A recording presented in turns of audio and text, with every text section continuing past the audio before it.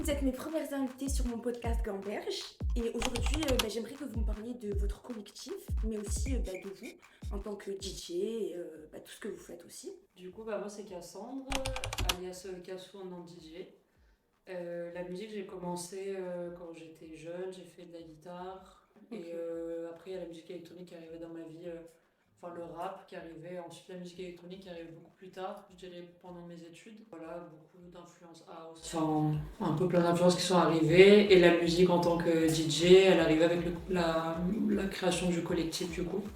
Ok. Et avec du coup un pote qui est arrivé avec sa platine qui nous a montré comment mixer. Et petit à petit, on a commencé à jouer ensemble. On était aussi des fêtards et tout, du coup on a eu envie aussi de faire nos propres événements.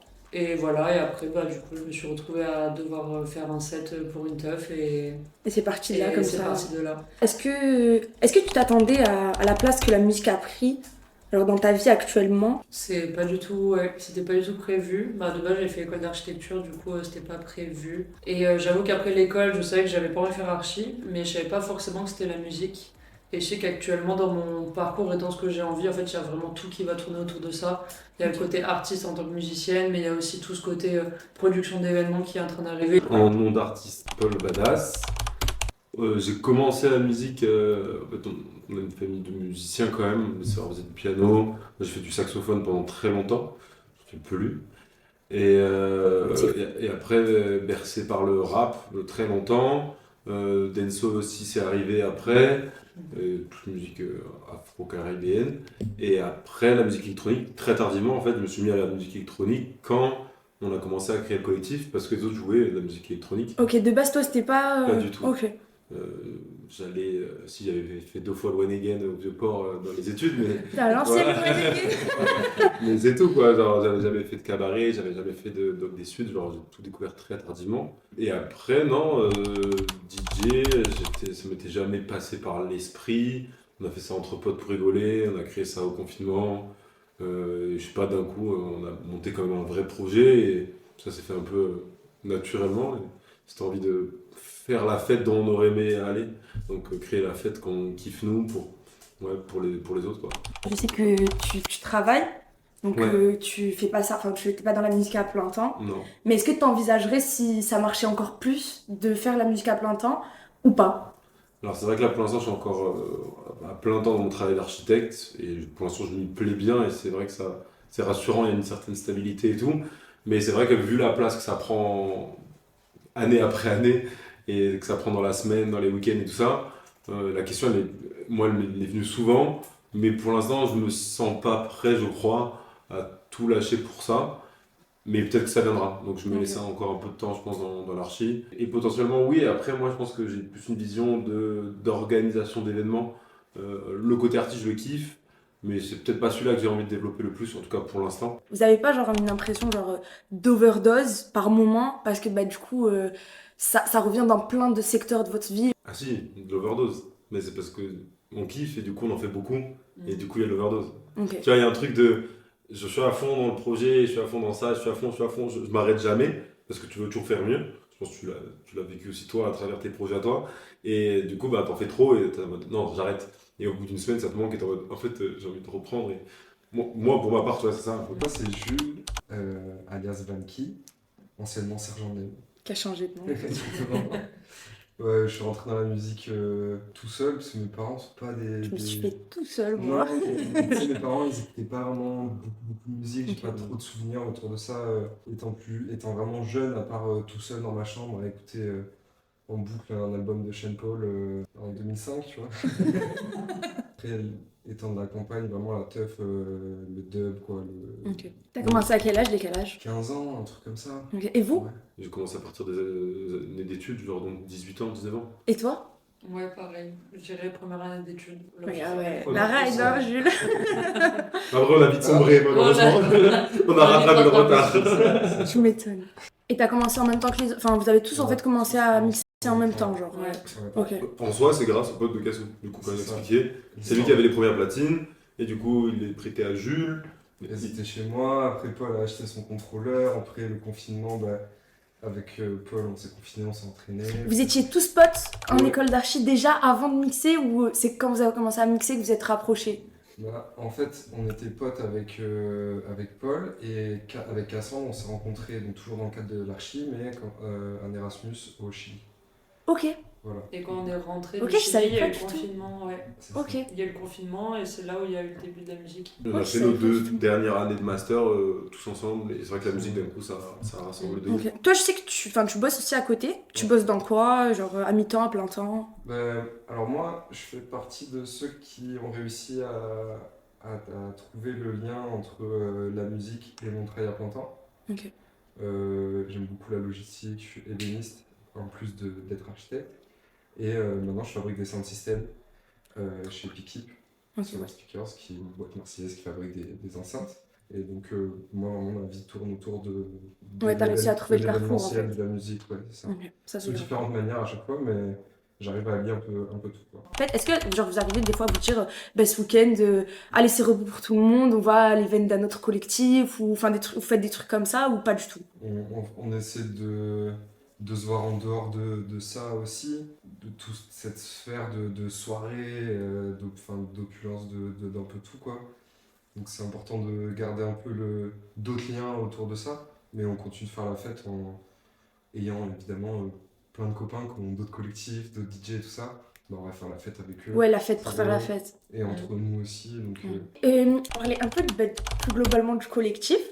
Bon, je sais que vous trois, vous êtes les trois principaux fondateurs pour moi. Mais je sais que vous êtes beaucoup plus dans le collectif. Du coup, est-ce que vous pouvez me parler un peu des autres? Du coup on était 4 au début, il y Ouais. avait Edgar, bisous à lui. Bisous, Edgar. Mais ouais, il était là au début pour cette période de confinement, quand on a créé le projet et tout. Et c'est vrai qu'après lui, les études, il s'est focus sur son travail archi. Et après, sur notre route, grâce à toi, C'est vrai. dans le Cré de Persing, et du coup, on a rencontré Julia, on l'a invité sur une teuf. Donc c'était les premiers liens. Et après, petit à petit, on l'a réinvité dans les mois à venir. Et en fait, ça a matché de ouf. Et elle est rentrée dans le crew. Et du coup, après, il y a qui? Il y a Noji, donc Léo. Ok. Les deux, c'était des B2B Noji et Laze qui mixaient pas du tout ce qu'ils mixent maintenant. Un jour, on lui dit tu veux jouer avec nous sur une teuf? Incroyable. On est en mode ah ouais, ok, il est fort. Il a Ok. choqué la table d'en face. Et du coup, on était en mode tu veux pas être avec nous en fait, t'es archi, tu remplis les cases.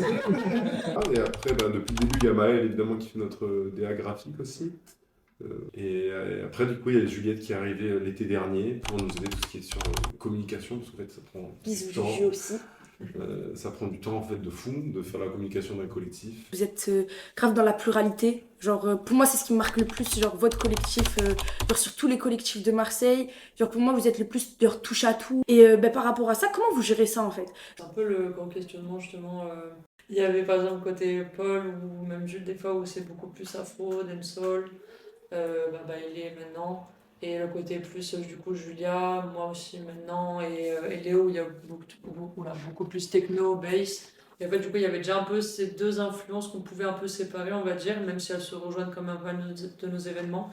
Et là c'est de là ce qui a un peu créé on s'est dit vas-y on essaie de faire un peu quand même deux formats. Les personnes ont besoin de se rattacher quand même, enfin quand ils auront un choix à faire de soirée, il y en a qui aiment beaucoup la techno, il y en a qui aiment beaucoup plus le chata dancehall et des fois c'est un peu compliqué on a peur de perdre des gens, du coup c'est pour ça qu'on a essayé un peu de rattacher ces formats. On est un peu tous dans l'envie, on a envie d'avoir à la fin un format qui rassemble un peu tout ça. C'est rare d'avoir un collectif qui a autant, qui propose autant de soirées différentes. Genre, les autres collectifs que je connais sur Marseille, c'est soit des collectifs un peu genre rap trap, soit chata dancehall, soit techno quoi. Enfin, Ouais, grosso ouais, modo, ouais, genre ouais, vraiment, genre je sais pas comment vous le gérez entre vous, genre au niveau des programmations, genre est-ce qu'il y en a un qui gère pour tout le monde, est-ce que vous mettez d'accord? Je dirais, là, en tout cas, tu as les trois, on va dire, qui gèrent quand même globalement ça, justement, la programmation. Avec Julien, on le fait beaucoup aussi pour le booking extérieur.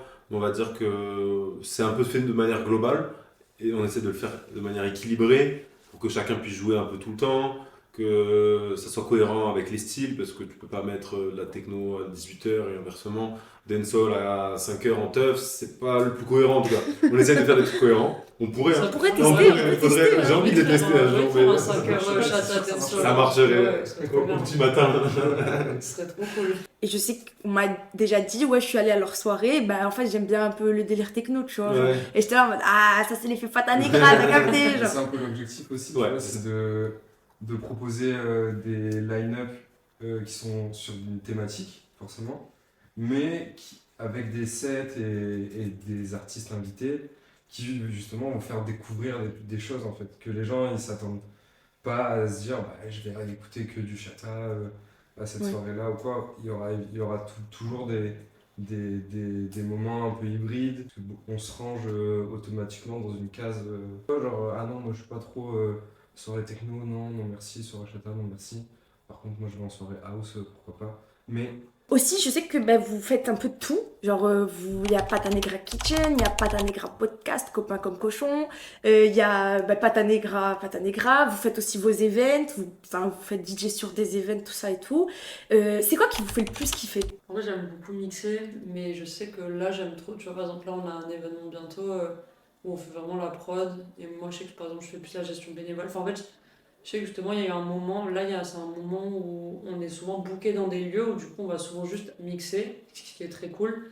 Mais moi, ça m'excite beaucoup plus les trucs où on fait vraiment un événement en entier de A à Z, où De tu A à Z. arrives à midi, tu fais toute l'install. Tu as les personnes qui jouent ou tu joues, pourquoi pas. Après, c'est quand même assez dur de faire les deux casquettes en même temps.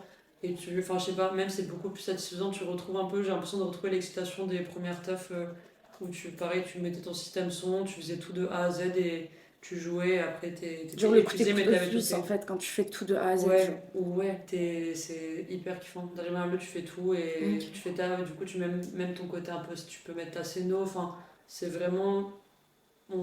T'arrives à retranscrire l'univers entier. Le métier d'artiste et de DJ, il a l'air assez. Enfin, j'ai l'impression, vu à l'échelle où on est déjà, tu te poses déjà des questions où. Enfin, c'est quand même d'être vraiment que musicien et artiste. Et si un jour t'arrives à être vraiment à aller jouer de partout et faire que ça, c'est quand même un métier où j'ai l'impression que tu bouges tout le temps. C'est un truc quand même assez solitaire où t'as ce truc où t'es ok en face de plein de gens, tu fais kiffer les gens, mais à la fin tu te retrouves dans une chambre d'hôtel à l'autre bout du monde. Enfin, Oui. en vrai, enfin, moi ça me fait pas du tout kiffer, tu vois.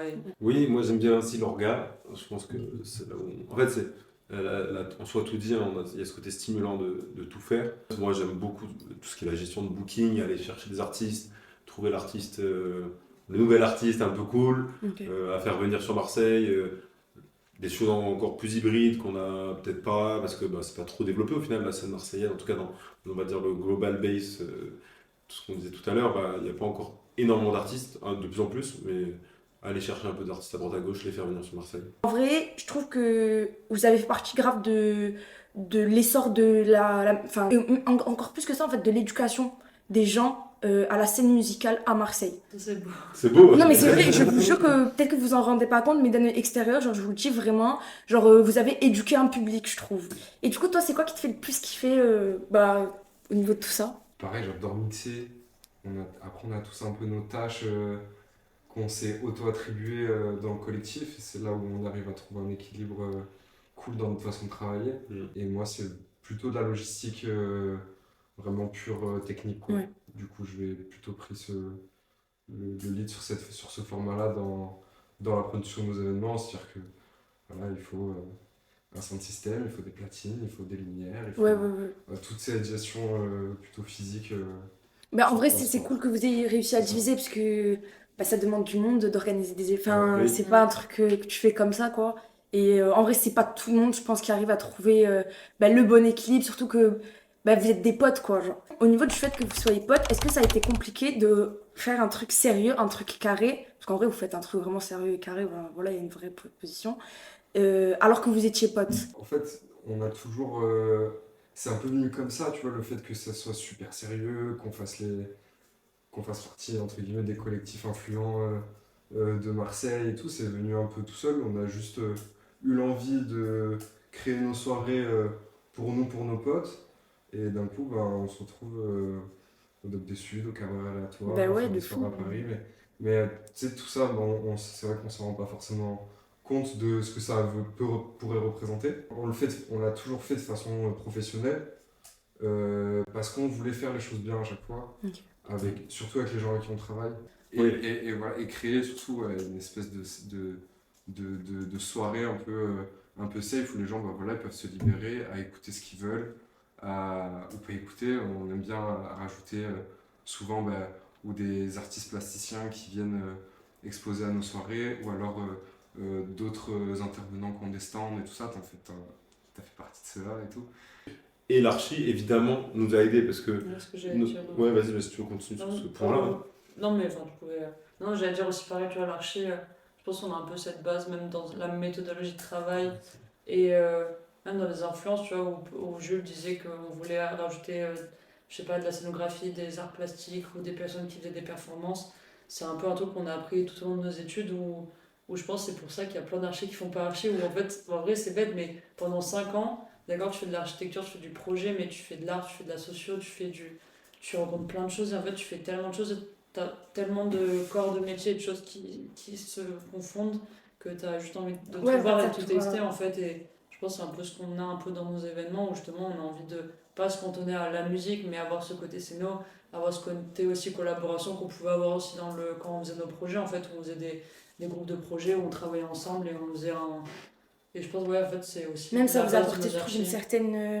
une certaine qualité dans ce que vous proposez. Comme tu dis, vous réussissez à doser quand vous en avez un peu marre. Enfin, genre, vous avez pas l'air de mal le vivre ou être en mode je vais péter un plomb. Enfin, tu vois, genre, et en vrai, Ça arrive, ça arrive. Ça arrive. ça arrive. Je pense que ça. Mais en interne, il y a toujours. Aïe. Comment vous faites d'ailleurs quand quelqu'un, genre, il va pas bien, tout ça et tout, comment vous gérez ça? Je dirais pas qu'on le gère bien. Non, Oh, c'est on pas essaye. évident. On essaie. Non, en vrai, non, c'est important. C'est des trucs qui sont arrivés, qui arriveront encore. Et je pense qu'on a essayé d'évoquer le sujet tôt. On a eu de la chance, en vrai, Julia nous a amené sa sœur l'année dernière pour faire préparation mentale. En gros, elle voulait faire du suivi d'artistes. Ok. Et après, elle a fait suivi sportif. C'était par rapport à ses études. Et elle faisait des rendez-vous avec nous tous où on devait chacun exprimer notre place dans le collectif, nos ressentis. Sur une échelle, on devait mettre des notes. Trop bien. Bref, il y avait tout un petit exercice. Mais vous êtes vraiment trop carré, genre, je pète un câble. Ouais, ça arrive un petit peu. Par hasard, ce truc-là. Par hasard, quoi. Ouais. Elle voulait faire un stage pendant 6 mois, une fois par mois. Ouais, qui nous a permis sur plein d'autres choses, pas que sur nos relations à nous, mais tu sais, genre, se fixer des objectifs et comment on Ouais. arrivera à les atteindre. Si on avait les mêmes objectifs Si aussi on avait tous. les mêmes, ouais, voilà, ensemble. Ce qui a fait qu'on a aussi créé, c'est un peu parti de là aussi que le label Ouais. il a démarré. Mm. Parce qu'il y en a qui voulaient plus se tourner vers la production. Allez écouter la track de Kassou. C'est là où on s'est dit, bah en fait, Patanegra, c'était pas que des événements, ça peut être aussi autre chose. Et donc ça a créé encore d'autres choses. Et la relation entre nous, bah, c'est vrai qu'il y a toujours un peu des hauts et des bas, on est tous super proches, on vit comme des potes, quoi, je veux dire. Oui, bon, après, même dans les potes classiques, il y a des hauts et des Voilà, bas. c'est ça, Donc, je pense c'est pas. juste vous avez l'enjeu, pas professionnel à côté, mais du collectif. Mais bah, déjà, enfin, vous le gérez bien, genre. Au niveau financier, comment vous gérez ça? Tout appartient, tout ce que Patanegra génère appartient à Patanegra. Ok, mais est-ce que, genre, en mode ça s'autosuffit? Ou ça s'autosuffit? Ouais. Ok. Au tout début, on a injecté évidemment au tout début pour faire nos premiers calages et tout. Quand tu prends des amendes à la première teuf, au bout d'une Voilà, heure, oui, ouais, tu viens injecter vraiment, dessus. Pas qu'à la première, d'ailleurs. J'ai injecté des sous sur les premiers projets et tout ça, mais après maintenant, aujourd'hui, Patanegra ouais, se suffit un peu à lui-même. Ok, trop cool. Après, peut-être sur certains événements, il peut y avoir un peu des avances, mais qui sont rapidement remboursées, quoi. Enfin, il n'y a pas de... Oui, mais même, je dirais presque pendant 1 an et demi au final. On mettait de notre poche, on payait notre catering, c'est nous on payait notre alcool qu'on buvait en loge, c'était nous qui nous financions. En fait, c'est petit à petit. Maintenant, il y a un truc hyper agréable. Déjà, on sait qu'on ne paye plus rien de notre poche pour les événements Patanegra. Déjà, c'est un luxe. On peut payer un loyer pour un petit local vers le Oui, c'est Vieux-Port. vrai que maintenant, quand même, vous avez carrément un local, tout ça et tout. Il y a un statut qui est un local partagé avec d'autres artistes et tout. Ouais, donc mais c'est un trop local cool. quand même. Un local quand même. Ouais. Et non, Patanegra, ça te suffit, même si on gagne pas énormément de sous sur chaque event, on vise au moins le zéro Et en fait, c'est les dates de nos résidents qui, en ce moment, nous permettent de subvenir à tous les besoins des organes. Et donc ça veut dire quand un d'entre vous va mixer sur un event ou quoi, ce qui va toucher, il va le reverser au collectif. Pas forcément, c'est un peu son choix aussi, tu vois. Ok, mais vous équilibrez à ce Ça niveau-là. dépend aussi de la C'est ça. situation à l'instant T, tu vois, genre, il y en a, enfin, moi, il y a 6 mois, j'avais pas de travail, les cachets, je les prenais pour moi. Rageux. Non, mais après, Ouais, je voilà, vois ça. c'est Non, mais après, en t'as fonction raison. en fonction de tes possibilités aussi, tu vois. On essaie de trouver le juste équilibre pour que tout le monde, va dire, génère un peu des sous pour Pata Negra, que le collectif vive et que chacun puisse aussi avoir un peu un revers financier. On a tous envie de gagner des sous grâce au mix. Et donc, si on arrive à faire que des dates soient reversées aux personnes, on le fait, quoi. Et ça serait quoi votre vision un peu long terme, enfin vos projets là futurs pour Pata Negra? Trouver la recette pour faire que des soirées positives. Faire que des événements positifs. Le rêve. Et en fait, c'est un peu une question qu'on se pose aussi en ce moment, où justement, tu vois, même on disait il y a les différents formats, et je sais pas, il y avait la question du lieu, on sait pas, enfin, pour l'instant, c'est pas pour maintenant, mais même est-ce qu'on se demandait, parce qu'il y a eu un moment où on faisait beaucoup d'événements par mois, et là, déjà, on essaie d'en faire moins, et on disait est-ce qu'à la fin, ça revient à un événement, je sais pas, tous les 6 mois. Enfin, en fait, c'est des questions qu'on se pose justement. On sait pas, est-ce qu'on a envie de faire vraiment un énorme truc où on met beaucoup plus de temps à l'organiser, ou est-ce qu'on reste sur quelque chose de plus permanent, enfin un peu mensuel. Ou aussi, il y a tout le revers là qu'on a en ce moment, on fait beaucoup de collabs intercollectifs où du coup on bouge dans d'autres villes et on fait des échanges comme ça intercollectifs. Du coup, ça c'est un peu un côté aussi qu'on a envie de développer. Et vous voulez pas faire un petit festival, un truc du genre? On a eu travaillé en tous les trois sur un même festival. Un petit festival en Ardèche qui s'appelle le Tracol. Dans le château? Ouais. Ouais, C'est ça. j'ai la rêve. On avait tous un peu des places différentes dans cette organisation-là, mais ça nous a bien donné envie d'avoir notre format à nous. Ouais. Let's go. Je pense qu'on est prêt mentalement pour le faire. Bah là, on attend juste d'avoir Ouais, la bonne l'opportunité. opportunité et on le Ouais. fera. Et le bon moment, en soi, ça fait déjà 3 ans, mais ça fait que 3 ans aussi, donc on a le temps, je pense. C'est quoi votre meilleur event, votre meilleure scène, votre meilleur souvenir, je sais pas. Bon, vraiment, c'est la Vas-y. toute première teuf. En fait, je sais pas, je pense que c'est les toutes premières teufs qu'on a faites où cette sensation de après événement, le lendemain, je me rappelle d'être surexcité et de pas pouvoir dormir pendant une semaine. Où déjà on se renvoyait des lieux en mode bon, du coup, la prochaine elle est là et tout. Trop nice. Et en vrai, On ouais. comptait nos pièces là, dans la table, Ouais, c'est- sur la table du salon. C'est bon, on faisait- gagné 100 €. Ouais, la première, je pense, c'est la plus. Le Deuxième Fortin, fois, après le la Fortin. piscine de Lumini, Oui, la piscine aussi, c'était quelque ouais. chose, quoi. C'est vrai qu'on a fait 3 teufs. On a La essayé d'en piscine de refaire. Lumini, C'était fou. elle était Ouais. incroyable. Genre vraiment C'est vrai. masterclass. Le problème de Marseille, c'est que souvent c'est répétitif, faut dire ce qui. Enfin, genre c'est Ouais, cool, tu vois, et Au tout, niveau du mais. lieu, tu sors tout le temps dans les mêmes endroits. Tout le temps, tout le temps. Même, genre, si c'est un collectif, c'est tout le temps les mêmes DJ, tout le temps le même carrément set. Enfin, genre, c'est tout le temps pareil, quoi. En event, moi je sais pas, en event plus légal, il y a le cabaret où c'était le projet Convergence. On en a fait 2, on avait fait le Dédoc aussi. Le Ouais. projet Convergence, c'est aussi un beau projet qu'on fait en collab avec Matière Production, qui sont, on va dire, un prémisse peut-être de ce qu'on ferait d'un festival. En tout cas, beaucoup de scénographie, il y a une recherche poussée des B2B, il y a une pluralité, un truc hybride dans les styles, il y a tout ce qu'on t'a dit tout à l'heure.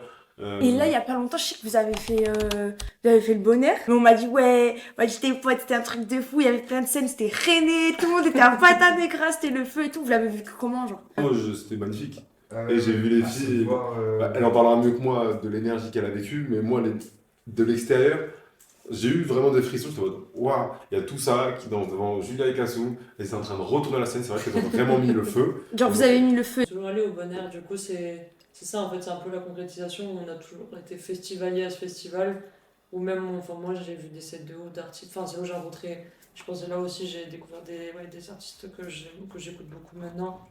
Et ouais, le set, bah moi je crois que par exemple, c'est l'un vraiment de mes meilleurs sets que j'ai fait. Enfin, niveau énergie des personnes, où on avait l'énergie, on était stressé, mais on a je sais pas, les gens nous ont donné une énergie. Comme tu dis, c'est ce truc, genre la boucle, elle est bouclée, tu vois, tu joues aux endroits où t'allais, ou genre, enfin... Ouais, c'est ça, ouais. Où t'étais public et c'est toi qui, là, mets ta clé et que c'est moi maintenant qui choisis. Manteau. Star. Le bonheur, bouquez-nous la nuit l'année prochaine.